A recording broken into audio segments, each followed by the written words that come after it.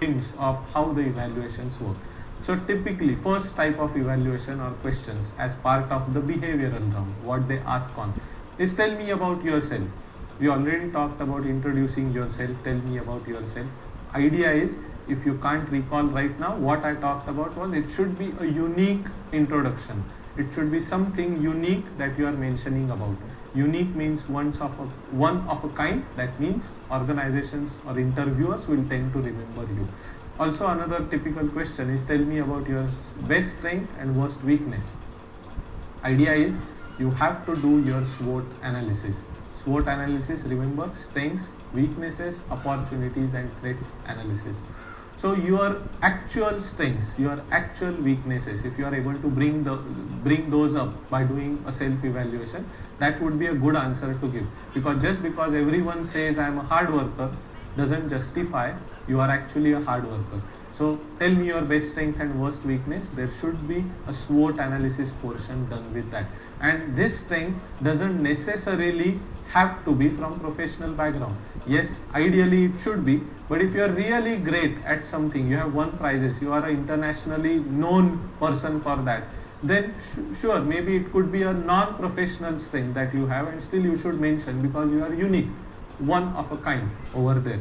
Another typical question, how do you spend your free time? What am I trying to evaluate by doing that is really what are your hobbies? Do you really have a hobby? Or whenever I hear answers, whenever I listen to any interview answer, and if I hear I play video games, I don't really find it to be an amusing answer, because that tells me that you are only focused.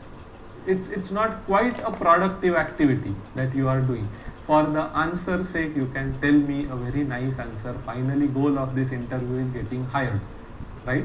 So idea is you have to tell me what I am asking you to tell me. You don't have to just make up something or say something which gives you a negative marks or points over here, or you lose an opportunity on what's going on over here. Okay. Another, again, a question which fits into similar types. What would you look for if you were to hire someone? What am I looking for over here? Your understanding of what this job entails. What are your skill sets, strengths? A very interesting way of answering this is actually you create a testimonial for yourself. So I would hire a person with A, B, C, D, E, F, G skills which are important for this job, and then the last line would be, so I would hire myself. That is a winning answer. I would surely think that you have learnt about what this position is asking for. At the same time, you are showing me a match on why you are the best possible candidate. Move on to a different type of questions. It's a choice type of question under behavioral round. So whether you choose this or this, and generally these questions are designed in such a way, what do you think? They are not real answers. They are what do you think? What is your logic? What is your idea? They are not necessarily either way correct answers. So questions like, what is important for you? Challenging work or money? Now logically, you know that challenging work should be the answer. But wouldn't you want more money? Sure, yes. But me as an interviewer, I would insist, choose one. How do you do it now? This is an opportunity to be creative and make sure don't stop at one word or one line answer. It will land you in trouble. Interviewers generally ask you a lot of follow-up questions, and which will land you in trouble. So what would you go for? Challenging work or money? If you say challenging work, maybe me as an interviewer, I have pre-planned, I bring a letterhead already and write over there that I'll offer you 5,000 rupees of salary. Would you join? Now the answer has to be no. So you have created a difficult situation. So listen to this answer. This is a creative answer, and this is the way you should prepare. What is more important for you, challenging work or money?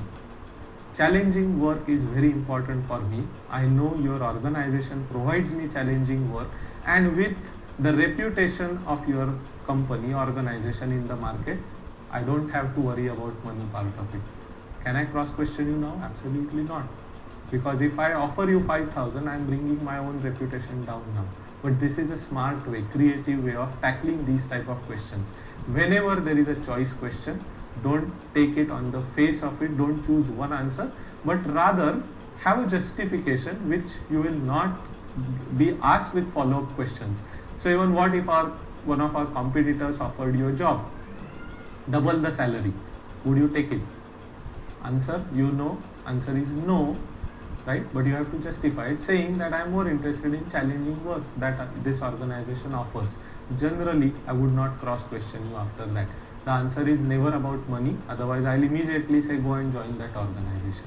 Or how many years do you see working with us? And I see a loyalty type of questions that I will ask you. So generally there is no specific answer. You can't say 5 years, 10 years. You can say as long as challenge is there, as long as I am making progress, as long as I am contributing to success of the organization.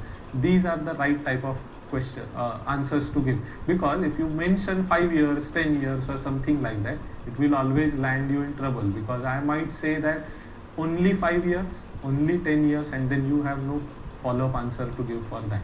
Okay, so another type, different type of, which you think that these are example type answers where you had to do something, give me an example, have you done this kind of thing. It's again a behavioral evaluation. I'm trying to see whether you possess certain skill sets.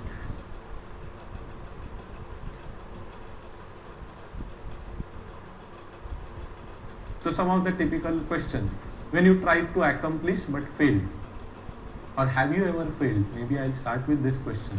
The answer always has to be yes, otherwise I'll write a complicated equation in front of you and say solve this in 10 seconds. If you can't, then you have failed and I have achieved the purpose. So generally, have you ever failed? Answer is yes. And then what should you share over here? Generally share something which is not relevant to what is going on over here, which is a professional job interview. Can you share, maybe first time you cooked, did you succeed? Maybe not. First time you made a cup of tea, maybe you did not succeed at that time. Yes, is it a failure example? Sure. Does it matter now? Are you going to be asked to make a tea? No, absolutely not. So something which is a failure, which doesn't affect your professional aspiration, you should share an example like that. There are a few other examples that I have written down. When you were scolded for something but which you did not do, how did you handle difficult co-workers, and many such examples. I would recommend go and search on internet and find out many questions on these examples. It will help you to come up with those 100 examples.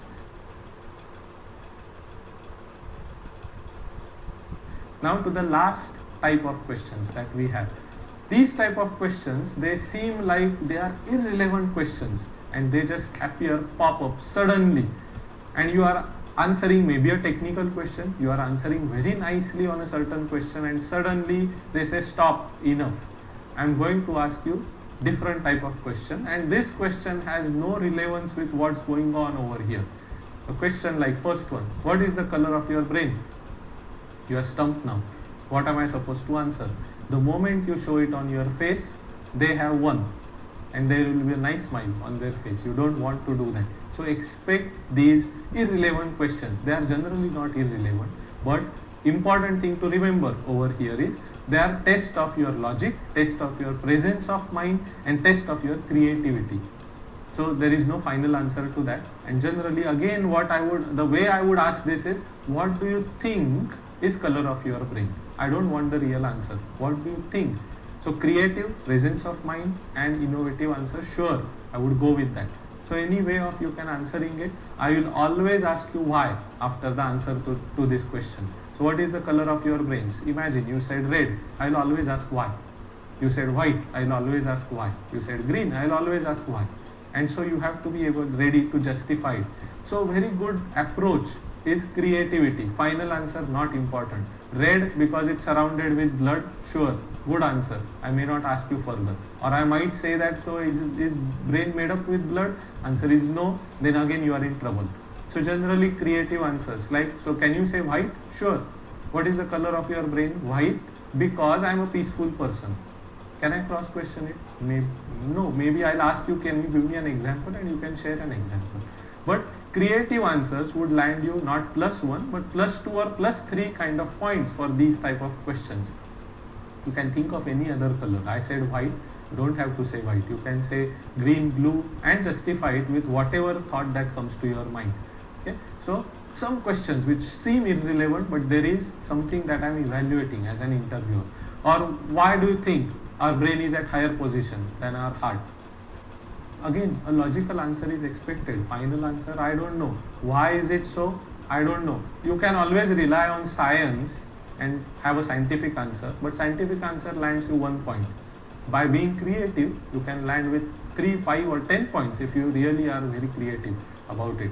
Okay, so idea is, why do you think brain is at higher position than at the heart? Maybe you can approach one idea that I am giving you is because nature wants you to think from brain, not from heart. And so that's why more inventions, more ideas, innovative things, and that's why I strongly believe into this, and I am a more brain person than heart person. You can justify an answer like that. I will be very happy to listen to that. Okay, or you can come up with any such creative answer. Couple other things. Have you failed any time? I think we just covered it a couple of moments back, but have you failed any time? Answer should always be yes, because if you say no, you are in big trouble. Okay, don't get worried by if I say yes, I have failed, what's going to happen. Don't get worried. Okay, it's just a test of what your facial expressions show me. Or sell me this stapler, sell me this pen, sell me this mobile. Now suddenly you are not there for the sales job, but you are still being asked this question. So don't worry about it. Go back to your nearest purchase experience. You all might have bought a 2-wheeler, a 4-wheeler, or something that was valuable, mobile phone maybe. Go back to your previous purchase experience and what did the salesperson say. All those pointers are good pointers to say over here. You don't have to get worried about using the right vocabulary, because you are not actually going to sell that stapler. But what are the features? What are the value additions? USPs, unique selling points. If you talk about it, I am very happy. I am more interested in your confidence. I am more interested in when I throw this googly or a curve ball at you, how do you tackle it? So even questions like this, some of these over here. What comes first, chicken or egg? Can you think of an answer? If you can't, this is a homework for you. You should go and find out a creative answer for it. If you can't find out the answer, reach me. You can reach me at any time. Okay, go to your nearest chapter and find out. Friends, subscribe our channel to get more videos which you can grow your career as well as your resume as well as for preparation for interview, and subscribe to our channel as well as our icon to get more updated video in a fast manner. Thank you.